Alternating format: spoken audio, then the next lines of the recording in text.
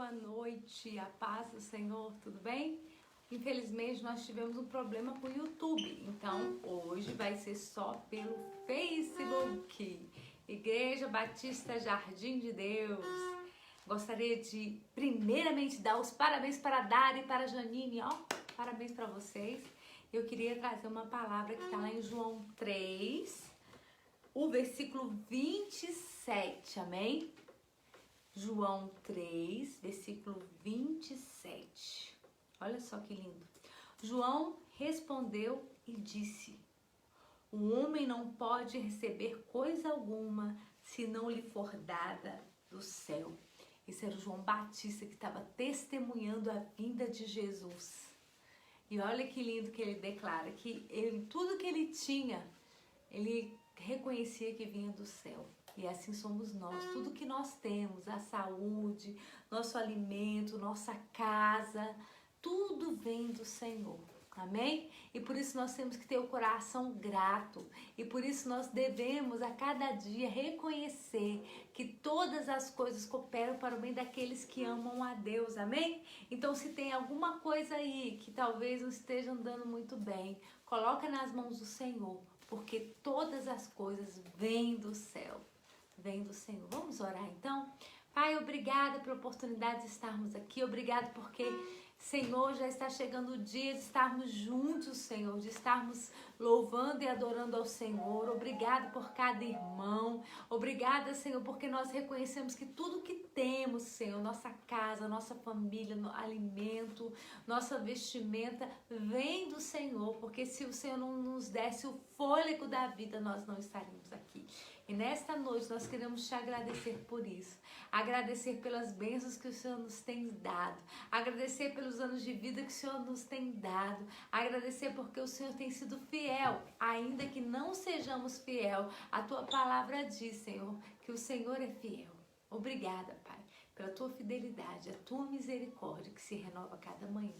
Em nome de Jesus. Amém? Então vamos louvar ao Senhor?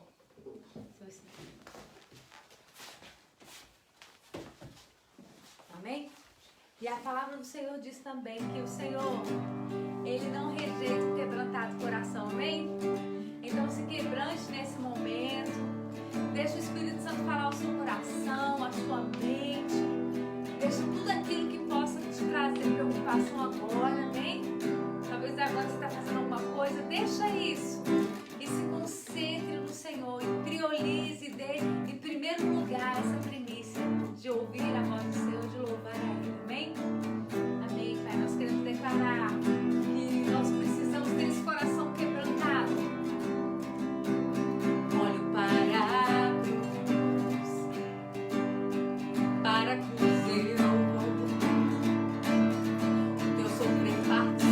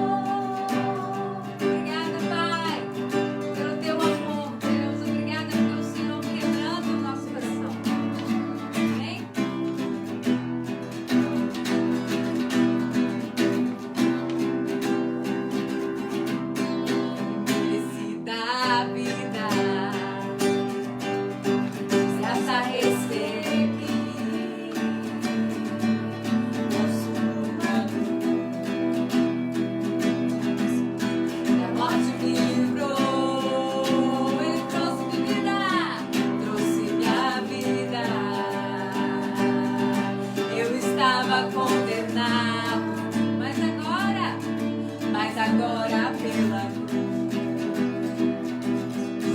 eu fui reconciliado. Então canta aí bem alto, quero ouvir, hein? Pela cruz me chamou, gentilmente me atraiu e eu, sem palavras, me aproximo, quebrantado o seu amor. Pela cruz me chamou, gentilmente me atraiu e eu, sem palavras, me aproximo, quebrantado o seu amor. Impressionante é o seu amor.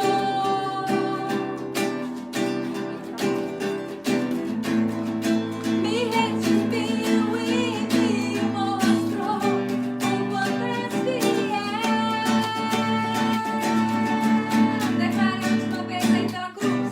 Pela cruz me chamou, gentilmente me atraiu e eu, sem palavras, me aproximo, quebrantado por seu amor. Pela cruz me chamou, gentilmente me atraiu e eu, sem palavras, me aproximo, quebrantado por seu amor. Amém, Senhor, obrigada, Senhor, porque fomos quebrantados pelo amor do Senhor, amém? Através da cruz, nós temos vida eterna, nós temos acesso ao Pai, amém? E a Bíblia fala que um quebrantado coração, ele move o coração de Deus.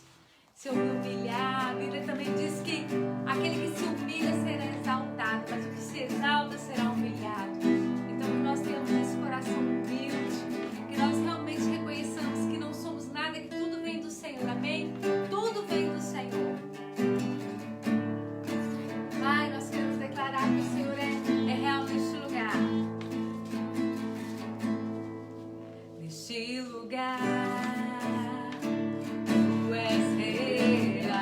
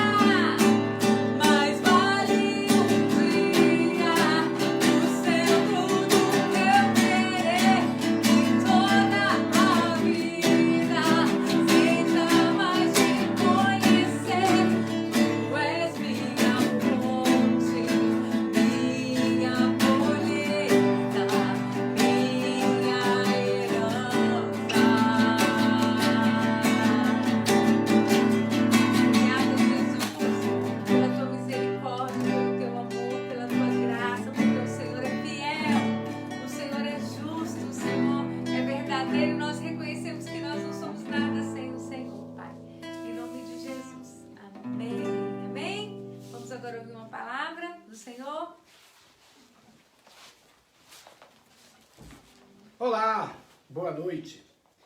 Quero compartilhar uma palavra com você que está lá no livro de Marcos, lá no capítulo 10 de Marcos, a partir do versículo 17.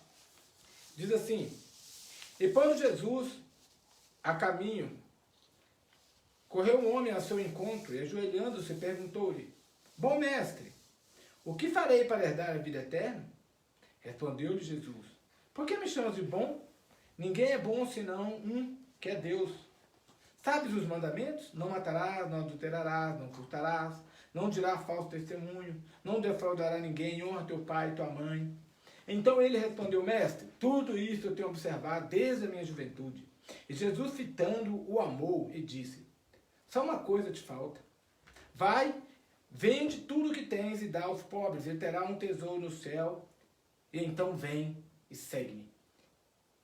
E ele, porém, contrariado com esta palavra, retirou-se triste, porque era dono de muita propriedade. Obviamente, Jesus aqui não estava interessado no recurso desse moço, no fato dele ser rico ou dele ser pobre. O que Jesus estava interessado era no coração dele, por isso Jesus o amou quando ele disse assim: eu já fiz tudo isso, eu cumpro a lei à risca. E Jesus falou assim: então agora é você realmente se dispor o seu coração. E ele ficou triste porque ele mediu aquilo que ele tinha com aquilo que ele precisava fazer. Mas eu quero te falar que Deus tem te honrado. Então quando você vai medir aquilo que você faz para Deus, você precisa pensar que nós, ainda que nós tenhamos qualquer recurso, todo esse recurso veio de Deus. E tudo é dele, para ele foram feitas todas as coisas. E você pode fazer isso, faça, se você quiser fazer, faça com alegria. Para que haja mantimento na casa do Senhor. E você só faz isso se você crê. Se você não crê, se você acha que isso é um peso para você, você não deve fazer. Amém? Que você possa ofertar e dar o seu dízimo com alegria, porque você crê que isso vai ser usado para a casa de Deus. Amém? Eu quero orar com você e nós vamos louvar o Senhor. E você tem a oportunidade de fazer isso, de fazer esse depósito, ou você nos procurar, ou você procurar o tesoureiro e fazer a sua oferta, o seu dízimo, conforme aquilo que está no teu coração. Papai, nós te bendizemos, te louvamos, obrigado por mais oportunidades que nós temos de louvar o Senhor, de engrandecer o teu nome, por tudo aquilo que o Senhor tem feito. Pai, eu quero colocar diante de ti aqueles que estão assistindo, Senhor, a nossa igreja, pedir que o Senhor venha abençoar grandemente a vida de cada um deles, em nome de Jesus. Amém. Amém? Vamos louvar o Senhor?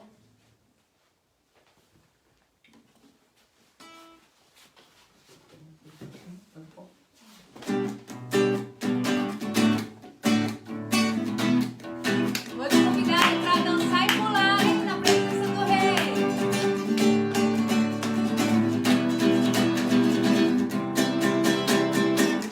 Quando a noite fria cai sobre mim, tarará,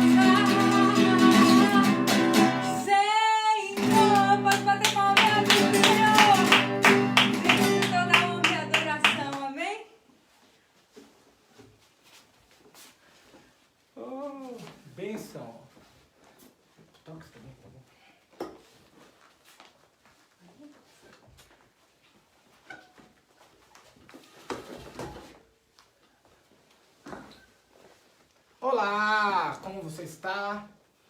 Queria, então, te agradecer por você estar participando do culto junto conosco e dizer que você é muito bem-vindo. Mande aí o link para as pessoas que você conhece para estar participando junto conosco desse momento de adoração, esse momento de louvor, esse momento de palavra do Senhor para nossas vidas, para a sua vida e para a minha vida. Eu queria dar alguns recados. Algumas pessoas têm perguntado sobre o culto presencial. Lá em Coronel Xavier Chaves, nós já estamos tendo culto presencial a partir das 9 horas da manhã. Se você não faz parte do grupo de risco e você tem mais de 12 anos de idade, você pode e deve participar. Faça o esforço para estar lá conosco e assistir no culto. E também, aqui em São João del Rei, o culto deve começar daqui a umas 2 semanas. Nós estamos preparando a igreja, tem algumas coisas que estão sendo feitas ainda lá de manutenção, mas brevemente nós vamos dar retorno aí definitivo para você. Fique ligado nas redes aí sociais, fique ligado aí nas informações da igreja, se você está no grupo da igreja, e você vai ter essas informações, tá bom? É muito importante que você participe e fique ligado conosco aí no culto, tá? E tem algum outro recado? Santa Ceia, o Quilo do Amor. Nesse domingo, através também pela internet, nós vamos ter o culto, que vai ser a Santa Ceia, na parte da noite, às 19 horas. E às 9 horas da manhã tem um culto presencial lá em Coroas. Mas o culto de ceia vai ser feito online. Então, fique atento e participe e entre no link pelo YouTube e pelo Face aí no domingo, a partir das 19 horas, tá bom? E também estamos pedindo para aqueles que querem entregar o quilo de amor, entre em contato conosco para que a gente possa receber de vocês lá na igreja para estar confeccionando as cestas básicas para abençoar aquelas pessoas que precisam, tá bom? Então faça isso, abençoe alguém, seja abençoado, participe conosco desse processo aí de comunhão, desse processo de ajuda, né, para aqueles que necessitam, para aqueles que precisam, tá bom? Eu queria que você então abrisse sua Bíblia lá no livro de 2 Crônicas, lá no capítulo 24 de Crônicas. Hoje nós vamos falar sobre o que é ser igreja e fazer parte do reino. O que é ser igreja e o que é fazer parte do reino. A gente vê muitas pessoas que têm dificuldade em entender as necessidades de participar do culto, de ir na igreja, de ser igreja, de reino. E Deus me deu a palavra que está aqui em Crônicas, no capítulo 24, que fala um pouquinho sobre essas coisas, sobre esse relacionamento nosso com Deus, o relacionamento com a igreja e com os irmãos. E nós vamos falar um pouquinho sobre isso nesta noite. Amém? Você achou aí no seu livro, na sua Bíblia, no 2 Crônicas, no capítulo 24.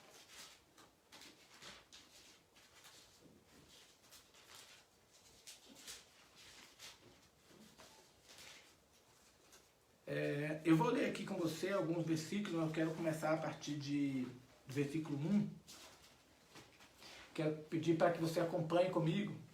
Lá no versículo 1 diz assim: Tinha Joás 7 anos de idade quando começou a reinar, e 40 anos reinou em Jerusalém. Era o nome de sua mãe Zíbia de Berseba. Fez Joás o que era reto perante o Senhor, todos os dias do sacerdote Joiada. Agora eu queria que você lesse comigo lá no versículo 4. Diz assim: Depois disso resolveu Joás restaurar a casa do Senhor. Versículo 5. Reuniu os sacerdotes, os levitas, e disse: Sai pela cidade de Judá, levantai dinheiro a todo Israel para que repares a casa do vosso Deus de ano em ano, e vos apressei-vos nisso. Porém os levitas não se apressaram. Mandou o rei chamar Joiada, o chefe, e lhes perguntou: Por que não requereste dos levitas que trouxeste de Judá e de Jerusalém o imposto que Moisés, servo do Senhor, pôs sobre a congregação de Israel para a tenda do testemunho? Deu o rei ordem, lá no versículo 8 agora. Deu o rei ordens que fizesse um cofre, puseram de lado da porta da casa do Senhor, publicou-se em Judá, em Jerusalém, que trouxesse ao Senhor imposto que Moisés, servo de Deus, havia posto sobre Israel no deserto. Então todos os príncipes e todo o povo se alegraram e trouxeram impostos e lançaram no cofre até acabar a obra. Amém? Nós vamos continuar falando sobre esse texto e eu queria orar com você. E nós vamos falar um pouquinho mais. Deixe sua Bíblia aberta aí no capítulo 24, tá bom? Pai, nós te bendizemos, agradecemos a Ti, Pai, porque o Senhor tem falado conosco e eu creio que hoje também vai ser assim. Pai, que a Tua palavra venha nos transformar, venha nos vivificar, venha, Senhor Deus, nos gerar em nós, Senhor, mais comunhão contigo, mais relacionamento com o Teu Santo Espírito. Pai, em nome de Jesus. Amém. Amém.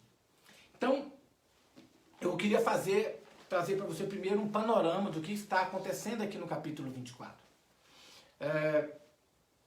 O pai de Joás tinha morrido e ele com 7 anos, ele tinha sido assassinado, o pai dele, ele assume o trono com 7 anos. Ele é escondido porque a madrasta, ela quando não tem nenhum filho mais vivo, ela assume o trono e ela manda matar todos aqueles que eram candidatos ao trono de Judá. E esse menino, Joás, ele é escondido e até ele completar 7 anos. Então, quando ele completa 7 anos, ele assume o reino. E começa então, isso no versículo 23, mas no versículo 24, começa ele contar sobre a história de Joás. E você vai ver essa história no capítulo 24 de 2 Reis, mas lá em Crônicas, desculpa. No capítulo 24 de Crônicas, mas também você vai encontrar isso lá no capítulo 12 de 2 Reis. Uma parte dessa mesma história. E é interessante. Aqui começa contando a história dele e fala o seguinte, que ele tinha 7 anos quando começou a reinar, reinou durante 40 anos. E ele fez o que era reto perante o Senhor durante todos os dias do sacerdote Joiada. Então tinha um sacerdote e fala que ele fez tudo que era reto diante de Deus até durante a vida desse sacerdote. Se você continua lendo no capítulo 24, ele assume o trono, fala que ele não derrubou os ídolos, os postes ídolos que existiam em Judá, mas ele começou a seguir a Deus e fazer aquilo que era reto, que era correto.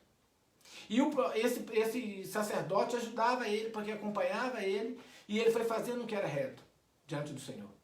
E aí você vai ver que aqui a gente leu que ele resolve então restaurar o templo que tinha sido destruído. E ele pede oferta e os príncipes de Israel e as pessoas trouxeram ofertas e eles restauram o templo. Depois dessa restauração do templo, a partir do versículo 14, fala que Joiada, que é esse sacerdote, morre. E quando Joiada morre, os príncipes, que foram aqueles mesmos que tinham levado o recurso para reformar o templo, eles vão até o Joás e fala que eles se prostraram diante de Joás e eles falam para Joás para que eles voltem a fazer aquelas coisas erradas de novo. E eles voltam a adorar falsos deuses. E Deus então, a partir lá no versículo 24, no versículo 21, a partir do versículo 20, Deus manda o filho desse profeta Joiada para falar com esse rei. E fala para ele, olha, vocês estão fazendo tudo aquilo que não devia, vocês estão voltando para o caminho mau. E aí o rei Joás mata esse profeta. E não liga porque ele era filho de quem ele era, do sacerdote que ajudou ele, cuidou dele. E ele mata esse sacerdote. Deus então traz juízo sobre eles. E logo depois os sírios invadem Judá e leva todo o despojo, tudo o ouro, tudo que tinha em Judá e leva embora. E deixa o rei Joás doente, quase morto por causa da guerra, da luta. E alguns serviçais deles vão até ele e o matam. Então aí acaba a história de Joás, porque ele começou bem, como o pastor Júnior pregou outro dia, começou bem, mas infelizmente ele terminou mal. Porque eu queria destacar algumas coisas nessa história, tira o volume, destacar um pouquinho nessa história para você, está relacionado com o nosso relacionamento com Deus. E aqui a gente vai ver que a partir do primeiro versículo, segundo versículo, capítulo 24, fala que Joás ele fez o que era reto diante do Senhor, enquanto Joiada era vivo. Ou seja, esse rei, ele fez aquilo que era bom enquanto ele tinha alguém que estava acompanhando ele. Enquanto alguém falava para ele, ó, vai para a direita, vai para a esquerda, faça isso, não faça aquilo. E como é que está o seu relacionamento com Deus em relação a isso? Talvez eu vejo que às vezes existem pessoas que se o marido não for para a igreja, o filho não vai, a esposa não vai. Se a esposa não vai, o marido também não vai. Se a mãe não vai, o pai não vai, o filho não vai. Ou seja, faz porque alguém está olhando, faz porque alguém está mandando fazer, faz porque alguém está orientando, senão não faz. E qual tem sido o meu, qual tem sido o seu, a sua motivação para buscar a Deus? Para fazer as coisas de Deus? Para orar, para ler a palavra de Deus? Será também que você precisa de um incentivo, alguém para ficar tomando conta de você o tempo todo para falar das coisas de Deus, para orar, para buscar a Deus, para ler a Bíblia, para congregar? Esse homem aqui, ele fazia isso. Ele só fez aquilo que era reto enquanto ele tinha alguém que ficava pagiando ele, alguém que ficava do lado dele. Quando essa pessoa foi tirada, que ele morreu, ele voltou a fazer exatamente aquilo que não podia fazer. E aí eu quero te falar uma coisa. O som está passando. Não. Então eu quero te falar uma coisa. De repente você precisa avaliar o seu coração. Você precisa verificar se o que você está fazendo, realmente você está fazendo de coração. Ou você está fazendo porque alguém está te mandando. Ou você está fazendo talvez por causa de um sistema religioso. E eu quero te lembrar, irmão, que Jesus ele pegou muito pesado com os religiosos. Se você ler todos os livros de Mateus, Marcos, Lucas, João, você vai ver que toda vez que Jesus ele se encontra com os fariseus, com os religiosos da época, ele pegava pesado. Mas quando ele encontrava uma prostituta, quando ele encontrava o pobre, quando ele encontrava um cobrador de impostos, quando ele encontrava um pecador, ele não fazia isso. Sabe por que ele pegava tão pesado contra os religiosos? Porque eles conheciam a lei e eram hipócritas. E eles não faziam aquilo que eles conheciam. E nós devemos pensar nisso. Esse rei aqui, ele era um hipócrita. Porque ele só fazia o que era bom enquanto lhe convinha. Enquanto alguém cuidava dele, enquanto alguém fazia. Mas depois que cessou o cuidado, ele parou de fazer. Às vezes eu escuto pessoas falar, nós precisamos de um pastoreado, precisa de alguém para estar... Às vezes as pessoas já estão há 10 anos na igreja, 15 anos na igreja, já estava mais que na hora de frutificar, de fazer algo para o reino. Ela continua precisando do leitinho, continua precisando, eu preciso que o pastor me visite, eu preciso que o pastor faça isso, eu preciso que o pastor faça aquilo, que ore por mim. Quando ele, na verdade, já deveria estar preparado para orar pelo próximo, para ajudar o outro, para fazer algo. Mas ele só faz se ele estiver sendo empurrado ou se ele estiver sendo puxado. Tem pessoas que é assim. Nem morra abaixo ele vai. Você precisa empurrá-lo, puxá-lo. E é isso que esse rei vivia. Uma vida religiosa. E nós, como que nós queremos viver? Será que isso é reino? Será que é isso que Deus quer para mim e para você? Veja que ele continua falando, que lá no versículo 5, ele continua falando, o que esse rei fez? Ele reuniu o povo, e falou assim, ó, o sacerdote reuniu os levitas, e falou assim, ó, junte dinheiro, pede para o povo trazer dinheiro, que nós teremos que reformar o templo. E ele fez isso com o dinheiro dos outros. Porque ele mesmo não fala que ele pegou do tesouro do rei e pôs lá. E aí quando ninguém fez, ele fala que faça rápido, os levitas não fizeram. Aí ele chama Joiada, e aí ele fala assim, aí, o que está acontecendo? Por que não fizeram? Aí Joiada vai lá. Se você ler lá no capítulo 12 de 2 Reis, fala que o próprio Joiada fez essa caixa. Fez uma caixa, deixou na entrada do templo. Então os príncipes se alegraram, começaram a colocar o recurso, e aí eles pagavam as pessoas para ir construindo o templo. Ora, esse rei ele construiu o templo do Senhor, reconstruiu com dinheiro que não era dele, com um esforço que não era dele. E ele fez também por religiosidade, porque na verdade, depois ele abandona tudo aquilo. Mas eu quero te falar que o ser igreja não é construir templos. Nós precisamos, às vezes, de um lugar para congregar, mas esse não é o principal. Ser igreja não são 4 paredes. Ser igreja não é um local onde nós vamos ficar ali. Ser igreja, você é igreja. Onde o corpo de Cristo se reúne, é igreja. E se você faz a obra do Senhor, se você cuida da igreja, se você cuida de um templo, você deve fazer isso com alegria, com excelência, mas saiba que não é só isso. E principalmente, você e eu precisamos olhar qual é a nossa motivação pela qual nós fazemos as coisas. Ser reino não é cuidar de 4 paredes. Reino é cuidar do próximo, é cuidar do outro, cuidar de vidas. Se é necessário ter 4 paredes para isso, tenhamos. Se é necessário ter algum recurso para isso, então tenhamos, buscamos de Deus esse recurso. Mas não para poder construir impérios, e a gente vê pessoas construindo verdadeiros impérios. Desnecessariamente. Enquanto a gente vê na África pessoas passando fome, pessoas que fazem o culto debaixo de árvores, no meio da rua, debaixo do sol. Pessoas que querem construir mega templos. E para quê? O Senhor fala que onde está o seu tesouro, ali está o seu coração. Esse rei pegou um recurso que não era dele.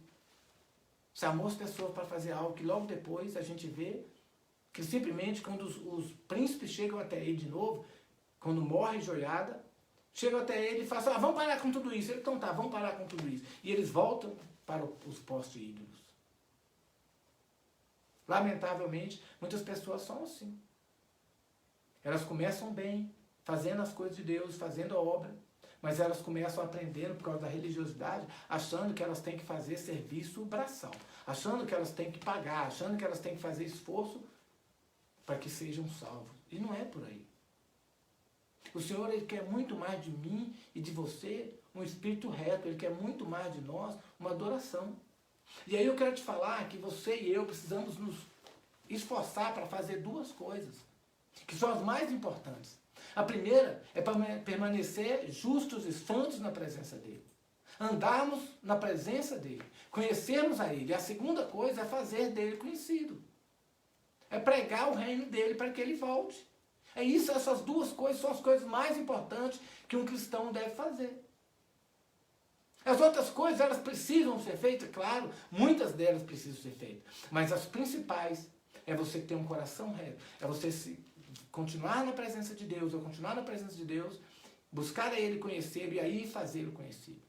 Essas são as 2 coisas principais que eu e você precisamos fazer, não para juntar tesouro nessa terra, mas juntar tesouro no céu. Isso é o que nós deveremos fazer. Isso é reino. É isso que Jesus falou para fazer.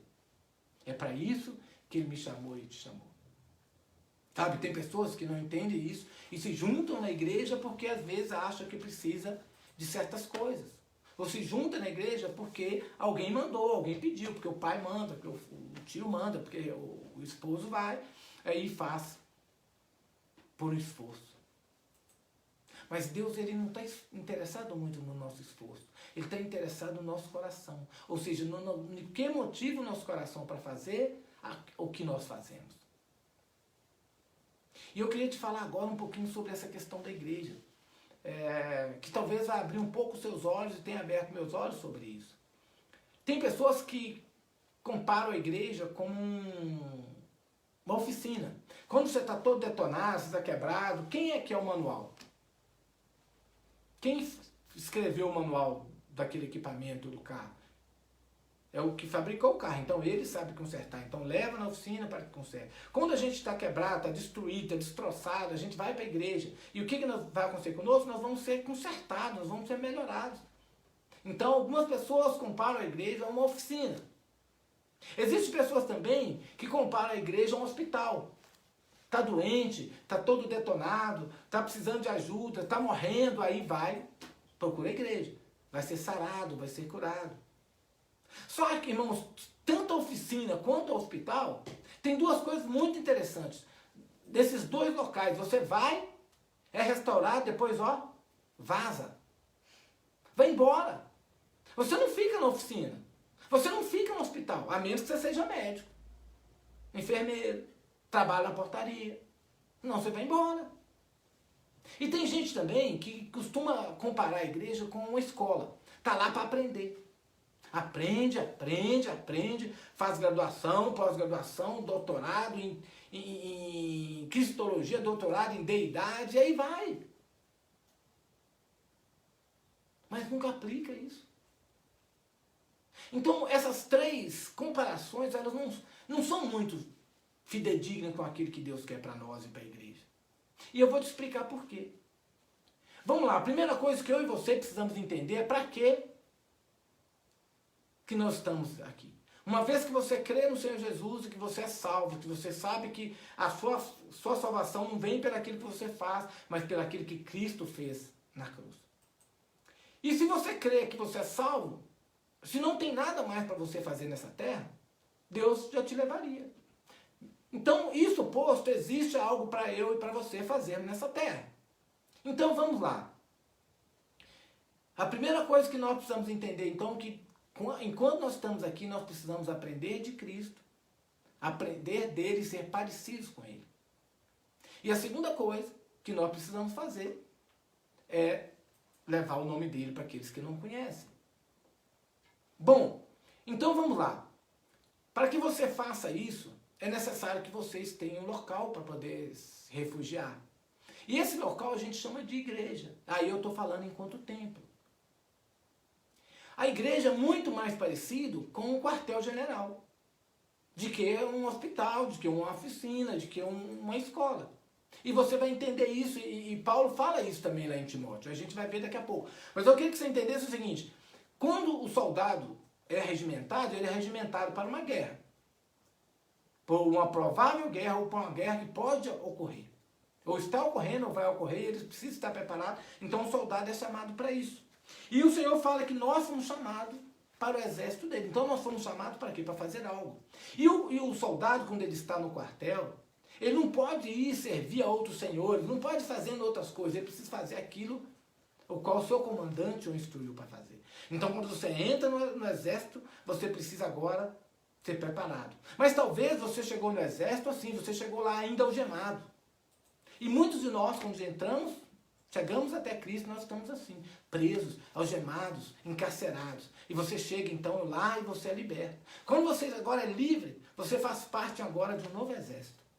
E agora sim, você vai ser treinado. Você vai ser treinado para quê? Não para ficar dormindo no quartel. Não para ser treinado e depois vai embora. Você é treinado porque tem batalhas. E você vai participar dessas batalhas. E você vive duas batalhas como cristão. A primeira batalha que nós cristãos vivemos é de permanecermos santos na presença de Deus. É a batalha contra nós mesmos, contra o nosso querer, contra a nossa carne. A segunda batalha que nós vivemos é contra o inimigo das nossas almas, que vai sempre tentar colocar armadilhas e condições para que a gente caia. E que vai sempre tentar evitar que aquelas pessoas que estão presas ainda nele e por ele, continuem presas. E vai sempre tentar evitar que nós a libertemos. Então a gente vai sempre lutar essas duas guerras. A batalha contra nós mesmos, contra o nosso próprio eu, contra a nossa carne, e a batalha contra o inimigo das nossas almas. E é por isso que você é regimentado. E talvez você, quando você entra, então você não conhece nada disso. Você então precisa aprender como orar, você precisa conhecer a Bíblia, você precisa entender as regras, você precisa conhecer a Deus, você precisa saber de onde vem o seu poder, que armas que você vai lutar e usar. E é por isso que você precisa estar junto na igreja. Depois que você aprendeu isso, aí sim você vai batalhar. Senão você sai lá para fora de qualquer jeito e você morre. E aí quando você vai para fora, que às vezes a gente sofre mesmo, nós vamos ser retaliados, e às vezes você vai ficar ferido. Quando você é ferido, você volta para a igreja, você volta para o quartel-general, e lá você vai descansar, você vai ser consertado, você vai melhorar. Depois você volta de novo para a guerra. Você não volta lá para ficar descansando, tranquilo. Tem gente que tira férias da igreja. Por quê? Porque então entende que a igreja é um trabalho, é um fardo. Eu tiro férias da igreja. Sempre que a gente viaja de férias, a gente sempre tenta achar uma igreja para congregar, para ir, para visitar. E as pessoas tiram férias da igreja, irmão. Estou cansado. Estranho, né? Mas quando você volta para o quartel-general, é para que você, sim, recupere suas forças, para que você seja restaurado, e assim agora você está pronto. Senão você vai ser um soldado ferido. Você também vai para o quartel para poder aprender. Você vai lá também para aprender, para que você possa fazer as coisas corretas. E você precisa seguir aquilo que o seu comandante fala. Você vai aprender a arte da guerra, de fazer aquilo da maneira correta. É por isso que você precisa ser igreja. Muitas pessoas não entendem isso, acham que hoje em dia eu posso viver sem me congregar. Não é isso que a palavra diz. A palavra diz que é importante que nós congreguemos, que nós vivamos em união. Mas vai ter problema, porque o irmão é assim, assado. Eu vou te falar, você vai ter problema, porque você vai encontrar o irmão lá no céu. Seu irmão. O pastor Omar gosta de dizer que Deus tem uns filhos muito esquisitos às vezes. Mas são filhos. E você não está para julgar os filhos de Deus. Você não está para fazer exceção. Você está para fazer a obra dele. Sabe o que acontece? Muita gente fica preso dentro do quartel, fica preso dentro da igreja e não quer fazer nada mais. Quer aprender o tempo todo, mas não quer fazer a obra. Ou quer ser tratado o tempo todo como nhenhenhé, mimimi, mas não quer fazer a obra de Deus.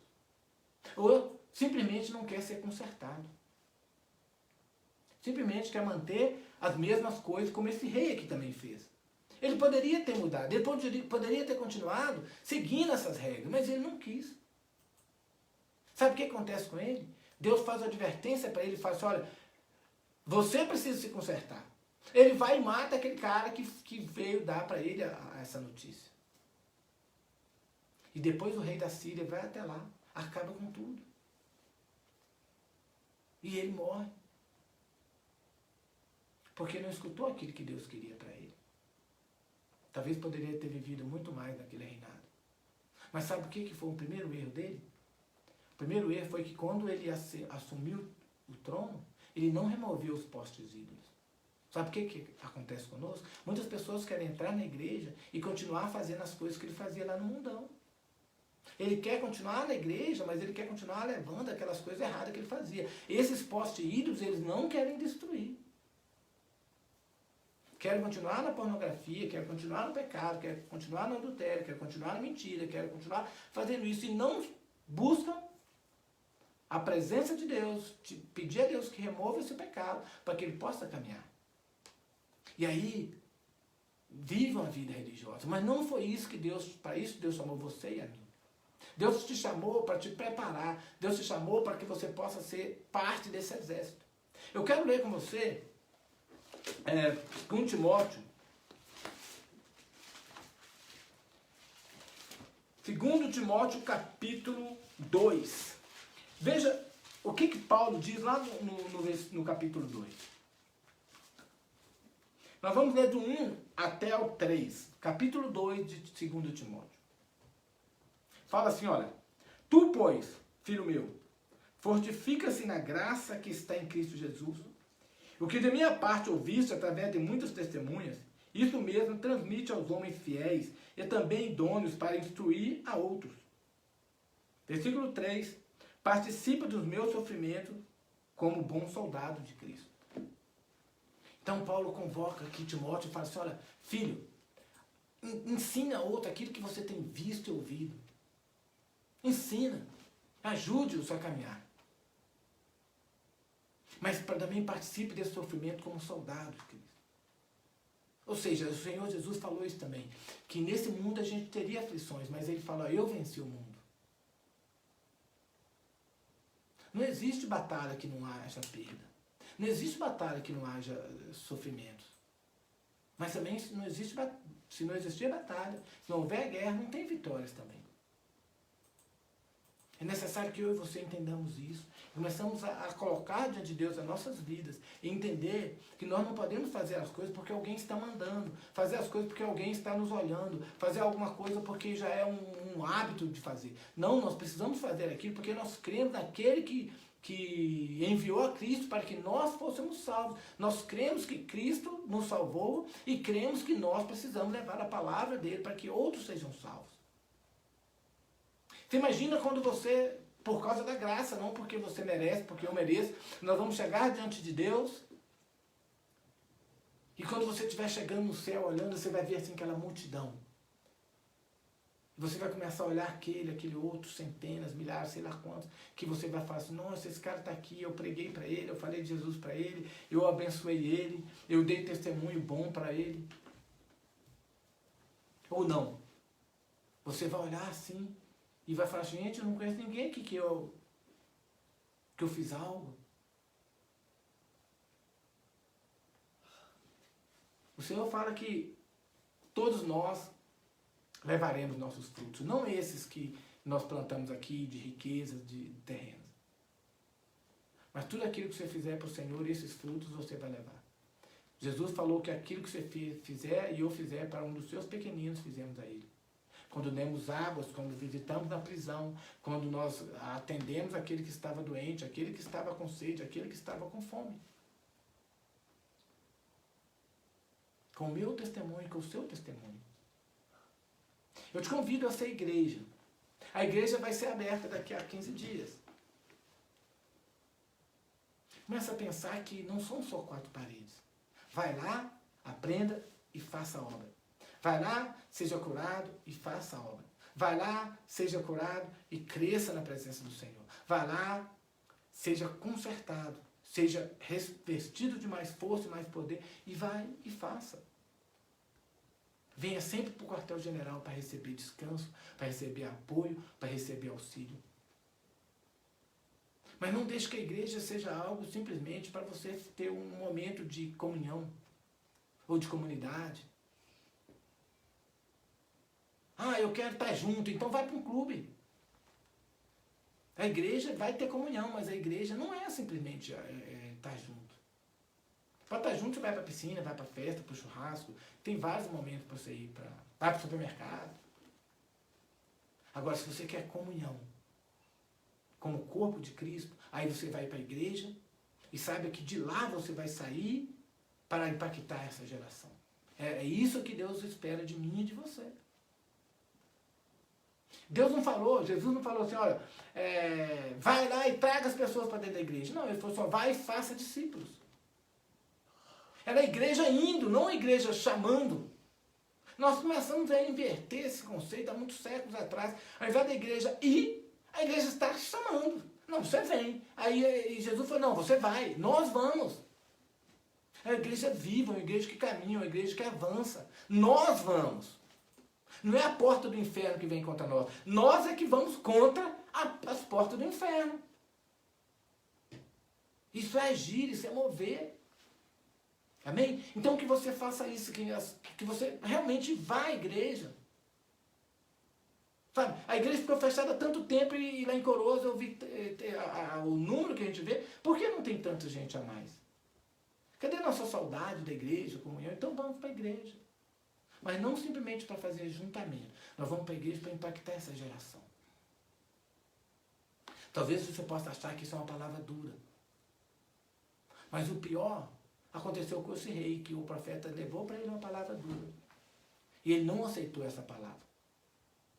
E cabe a mim e a você, quando Deus traz uma palavra de repreensão, se nós queremos aceitar essa palavra e mudar aquilo que nós estamos fazendo para melhor, ou se a gente quer ficar do mesmo jeito. A igreja precisa avançar e nós contamos com você para avançarmos juntos. Em nome de Jesus. Amém?